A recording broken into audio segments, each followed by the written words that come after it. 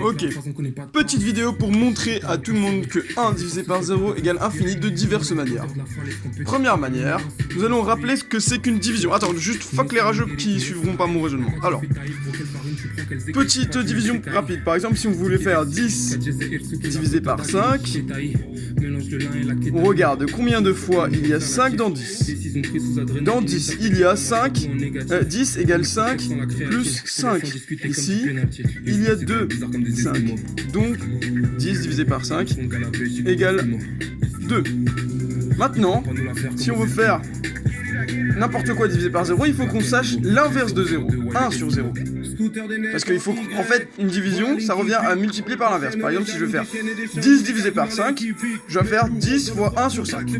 Donc là, par exemple, si je veux faire x divisé par 0, je dois faire x fois 1 sur 0.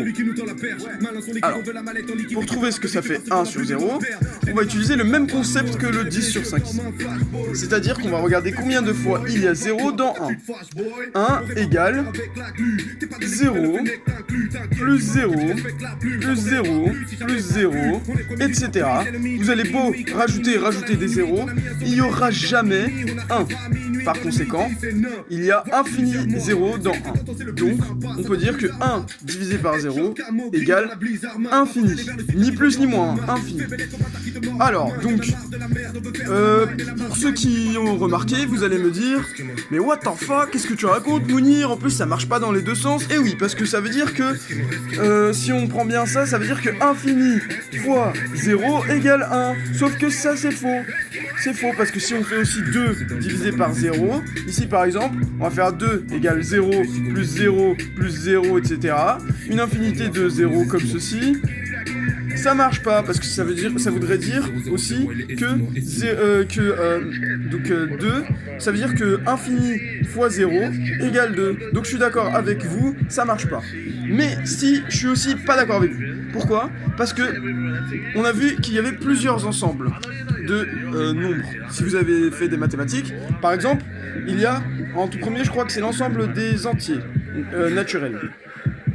Donc on va le noter n comme ça. Et dans cet ensemble-là, il y a les entiers relatifs. Hop, bon bref. C'est z comme ça. Et dans celui-là, il y a les pas entiers, je sais plus comment on appelle ça. Et dans celui-là, il y a les réels. Et dans celui-là, il y a les... Comment on appelle ça? Les complexes. Et je sais pas s'il y a d'autres ensembles parce que j'ai pas fait assez d'études, mais en tout cas je pense que infini c'est un nombre qui se situe dans un autre ensemble, qui se situe dans l'ensemble le plus grand.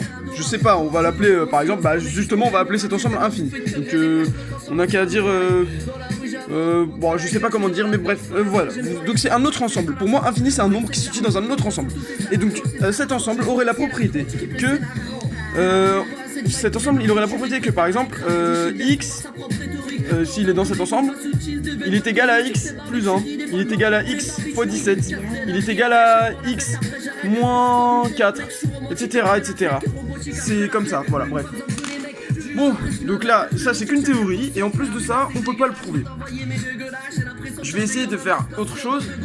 Je vais chercher un x, donc, qui appartient à l'ensemble le plus grand, on sait pas c'est quoi, donc on va dire appartient à infini, je sais pas comment le noter, hein.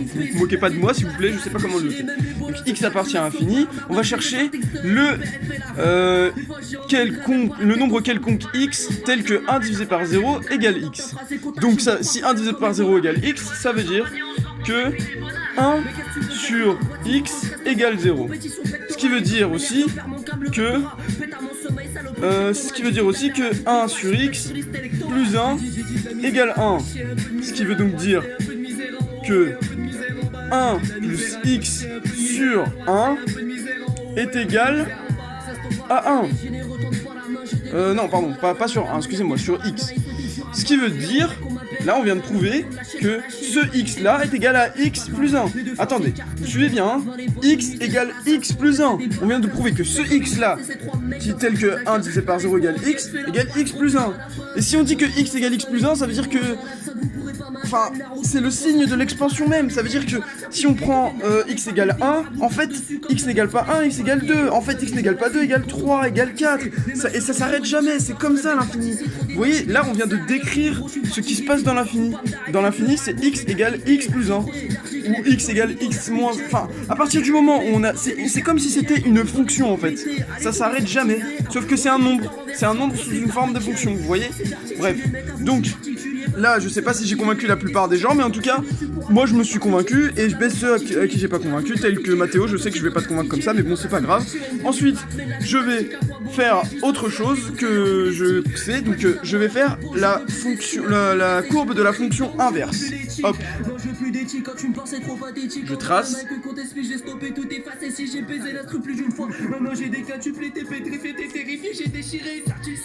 Donc ça, c'est la courbe de la fonction inverse. On l'a remarqué, ici, cette fonction n'est pas continue. Ici, elle ne touchera jamais l'axe des ordonnées. Et en revanche, par contre, et là aussi. Et on remarque du coup que là, on lève le crayon pour aller là. Donc la fonction n'est pas continue. Eh bien, moi, je vais vous dire que si, elle est continue. Pourquoi ? Parce qu'il n'existe pas de... alors déjà, juste pour on va éclaircir le sujet. Donc là, on connaît cette fonction telle que... la limite de...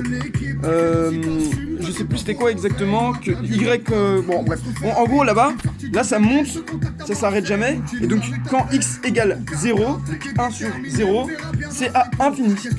Ou à infini. En fait, personne ne sait si c'est à plus l'infini ou à moins l'infini. Parce que ça saute, en fait. Ça continue là. Eh bien, moi, je vais vous dire un truc. Vous voulez savoir ce que c'est ? Plus l'infini égale moins l'infini. Donc là, on a quelque chose de spécial. Donc, pourquoi ça ? Je vais vous faire le dessin de la planète Terre, par exemple. Enfin, là, on dirait que c'est une planète. Pardon, hop, je l'ai mal fait. Hop, voilà, une petite planète. On a un petit bonhomme qui apparaît là. Il connaît pas encore cette planète. Voilà. Il veut faire le tour. Il pense qu'il y a une limite. Il remarque qu'il n'y a jamais de limite. Il fait le tour et il revient là.